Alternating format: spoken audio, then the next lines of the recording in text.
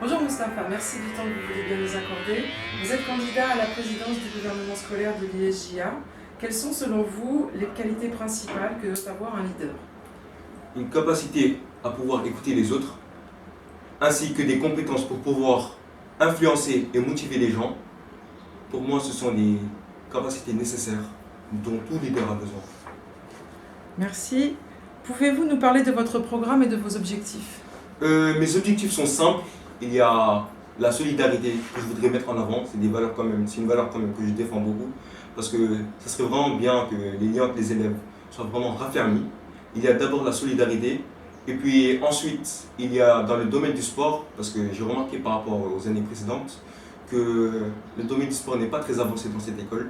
Donc du coup, je voudrais vraiment le développer au maximum. Par exemple, en créant des équipes, en faisant des interclasses, des tournois, etc. Également, je voudrais que chaque élève puisse parler, chaque élève puisse donner son avis. Parce que moi, d'après moi, la voix de tout le monde compte. Et c'est pas seulement le gouvernement scolaire qui devrait donner son avis sur des événements qui seront organisés ou faire des suggestions. Donc moi, d'après moi, tout le monde devrait pouvoir donner son avis. De ce fait, je créerai des sondages ainsi qu'un forum afin de pouvoir raffermir non seulement les liens entre les élèves, et pour que chacun d'entre nous dans cette école puissions donner notre avis par rapport à tous ces événements qui seront organisés. Oui. Il y aura également des journées à thème par rapport aux événements qui sont organisés. Il y aura des journées à thème, des interclasses, des tournois, etc. Des talent shows, tout ça. Et chaque élève aura le droit de pouvoir donner son avis par rapport à cela. Il y aura également des journées caritatives pour des gens par exemple qui sont dans le besoin, des hôpitaux, une population par exemple qui manque d'argent, des écoles, etc. Nous ferons des collectes de fonds et de dons. Et tout ça, ça mettra en avant notre solidarité. Il y aura également des jours où par exemple on fera du 7-7 pour nettoyer l'école.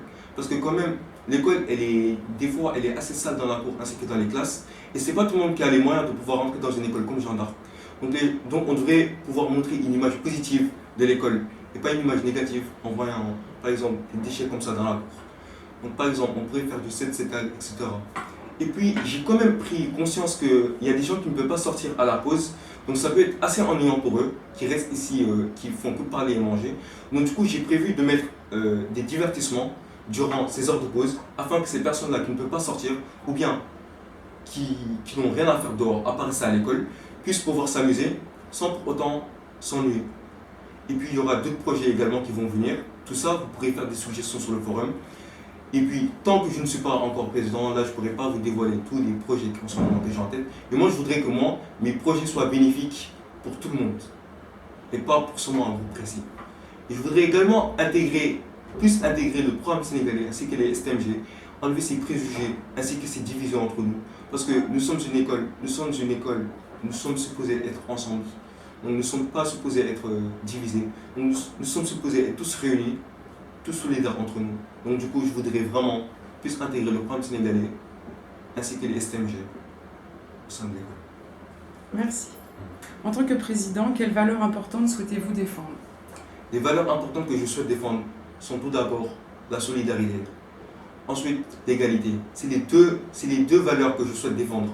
Parce que tout d'abord, en parlant de solidarité, déjà, je vais mettre en avant un exemple. Par exemple, il y a des élèves qui peuvent venir à l'école qui sont nouveaux, ils ne savent pas comment s'y prendre, ils ne savent pas comment faire, et puis ils sont assez perdus dans l'école. Ils ne savent pas comment s'y prendre, comme je viens de le dire tout à l'heure. Et puis vraiment, ces genres d'élèves, par exemple, ils ont besoin d'aide parce qu'ils ne connaissent personne, et puis ils ont besoin d'un soutien. Et puis, par rapport encore à la solidarité, je voulais en venir tout à l'heure, j'ai oublié de mentionner ce point, l'aide mutuelle. C'est-à-dire, il y a beaucoup d'élèves qui ont des difficultés dans une ou plusieurs matières. Donc, non seulement cette aide mutuelle, elle va apporter de la solidarité, elle va raffermir les liens entre les élèves, et ensuite, ça va retourner la courbe du redoublement. Parce qu'il y a quand même beaucoup d'élèves qui redoublent, et ça ne devrait pas arriver dans une école comme Jeanne d'Arc. Donc du coup, d'après moi, s'il y a une aide mutuelle, vraiment cette courbe du redoublement, elle sera inversée, il y aura moins de cas de redoublement. Merci. Êtes-vous stressé à l'idée d'être président? Moi, je ne suis pas du tout stressé à l'idée d'être président, bien que je ne me suis jamais présenté et je n'ai jamais mis les pieds dans ce territoire. Je suis prêt et je suis prêt à voir les éventualités. Merci. Alors, le président ou la présidente, une fois élu, nommera son Premier ministre. Quelles sont selon vous les qualités d'un bon Premier ministre? D'après moi, un Premier ministre doit tout d'abord être organisé, parce que le Premier ministre est en quelque sorte le bras droit du président, c'est comme un suppléant. Le Premier ministre est là pour assister le président, parce que le président, évidemment, ne peut pas tout faire tout seul, vu qu'il y a beaucoup trop de choses à faire. Donc le Premier ministre est là pour aider et pouvoir assister le président. Donc pour moi, les qualités qu'un Premier ministre devrait avoir, lui aussi devrait avoir des capacités d'écoute, des capacités à pouvoir analyser la situation, avoir une claire vision des choses et être organisé. Afin que les élèves vous connaissent un peu mieux, nous voudrions vous demander quelle musique vous écoutez en ce moment. Bon, moi, pour ne pas vous cacher, moi j'écoute un peu de tout, mais en ce moment, là je suis plutôt vers les sons old school. Donc là, ces derniers temps, j'écoute plutôt du 50 Cent, etc. Mais sinon, j'écoute de tout. Y a-t-il un livre que vous avez particulièrement aimé et que vous souhaiteriez suggérer aux élèves et plus largement à la communauté éducative? Bien sûr, il y a un livre que j'ai lu récemment, 1984 de George Orwell. Vraiment, c'est vraiment un très bon livre. C'est un livre dans lequel l'auteur décrit un monde en 1984 qui est totalitaire et qui est divisé en 3 territoires, 3 grands blocs sur la planète. Et donc du coup, il décrit ce monde totalitaire et même dans le livre, il décrit certains événements qui vont arriver, qui sont même passés d'ailleurs dans la vraie vie. Donc vraiment, c'est un livre vraiment que je vous conseille de lire, il est très intéressant, il est riche, il y a beaucoup de choses dedans et puis voilà. Merci.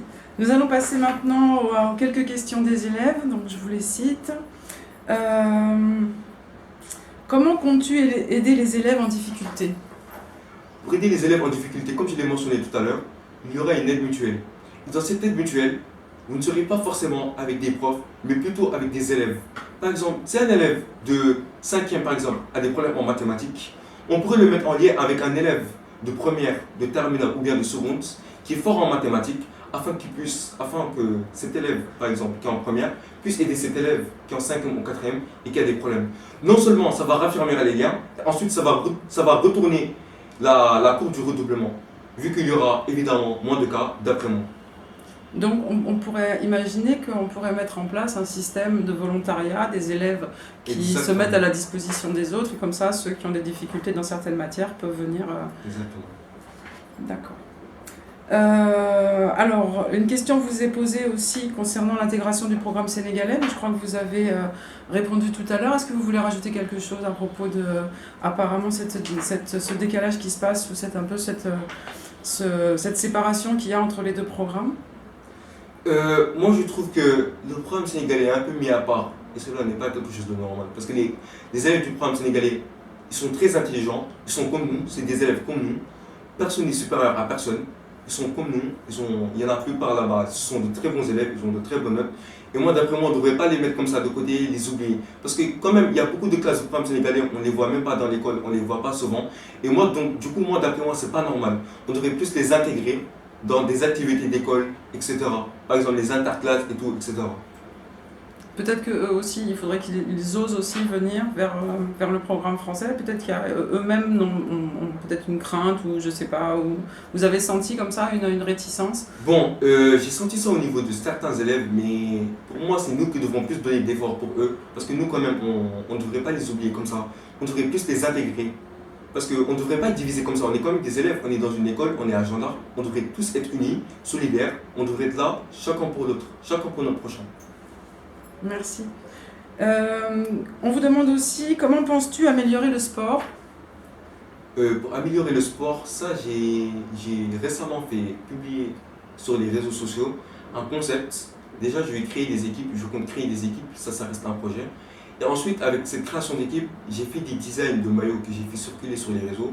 Les photos ont circulé, il y a beaucoup d'entre vous qui avaient sûrement déjà vu ça. Et puis ça reste un concept, du coup, comme je ne suis pas encore président, ça serait vraiment un honneur d'ailleurs de me faire élire par vous.